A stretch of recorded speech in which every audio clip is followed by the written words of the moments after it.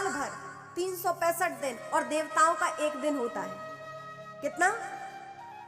हमारा साल भर और देवताओं का एक दिन होता है। अब थोड़ा स्पष्ट करूं कि लोग कहते हैं पितृपक्ष आता है जब, तो पितृपक्ष में लोग अपने अपने पूर्वजों को पानी देते हैं, जल देते हैं। तो साल में एक बार जल देते हैं जब पितृपक्ष आता है। तो इसका मतलब क्या साल में एक ही बार अपने पितरों को पानी देते हैं और बाकी 364 दिन क्या वो भूखे प्यासे रहते हैं? ऐसा नहीं है। उन्हें हम प्रत्येक दिन पानी देते हैं, उन्हें हम प्रत्येक दिन भोजन देते हैं, क्योंकि हमारे और उनके समय में अंतर है। जब हमारे 365 दिन हो जाते हैं तब उनका एक दिन होता है।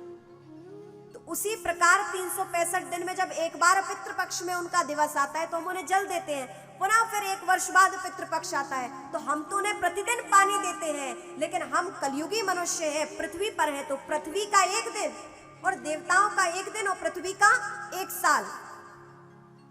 तो इस प्रकार हम पितरों को प्रतिदिन ही पानी देते हैं। लोग कहते हैं कि हम साल भर में एक बार देते, नहीं, पितरों को तो प्रतिदिन पानी मिल रहा है। कहने का तात्पर्य यह है कि हमारा साल भर और देवताओं का एक दिन, ऐसे ही ब्रह्मा जी का जब एक दिन होता है, उस एक दिन में 14 बार इंद्र अपने पद से बदल दिए जाते हैं। इंद्र एक पद है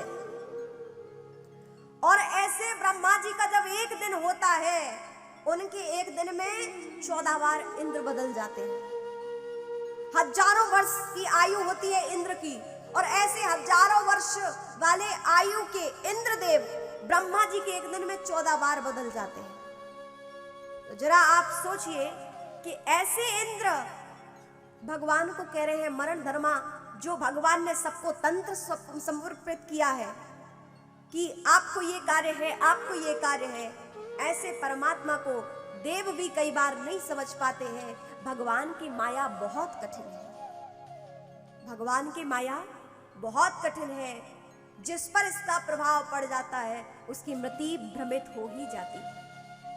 देवराज इंद्र ने कहा, अब समझ में आया कि ये कोई साधारण बालक नहीं है। मैंने प्रलयकालीन मेघों को भेजा, वो भी अपने आप का उनका सारा पानी समाप्त हो गया।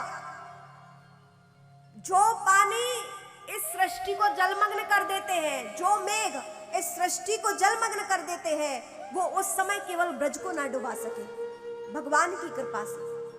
तो ऐसे मेघ जब लौट कर आए देवराज इंद्र के पास, उन्होंने कहा, हे देवराज, हमारा तो जल समाप्त हो गया है, लेकिन हम ब्रजवासियों का कुछ बाल बांका ना कर सके। जब ब्रजवासियों को पता चला कि कृष्ण ने हमारी रक्षा की, यहाँ देवराज इंद्र को पता चला कि ये कोई साधारण बालक नहीं, ये तो स्वयं भगवान है, हम सबके आराध्य हैं, हमसे भूल हो गई, लेकिन क्या करें, भगवान तो क्रोध में होंगे क्योंकि उनके ब्रजवासियों को हमने कष्ट दिया है। क्या करें? दौड़े दौड़े ब्रह्मा जी के पास गए। ब्रह्मा जी से कहा, हे ब्रह्मदेव, मुझसे बहुत बड़ा अपराध हो गया है, कहिए अब मेरे अपराध की क्षमा याचना मुझे कैसे मिले? तब कहा कि भगवान ने विप्रधेनु सुर संत हित लीन मनुज अवतार।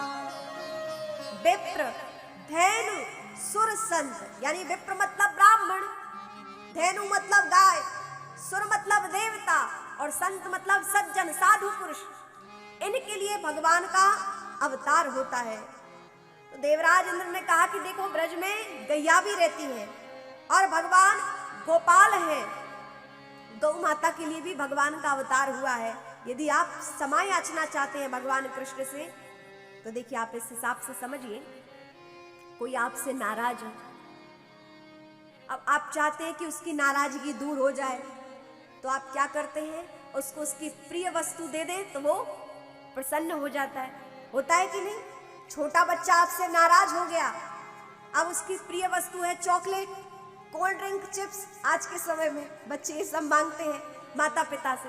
अब बच्चा नाराज हो जाए तो माता पिता यदि उसकी प्रिय वस्तु से लाके दे दे तो बच्चा सारा क्रोध भूल जाता है, प्रसन्न हो जाता है।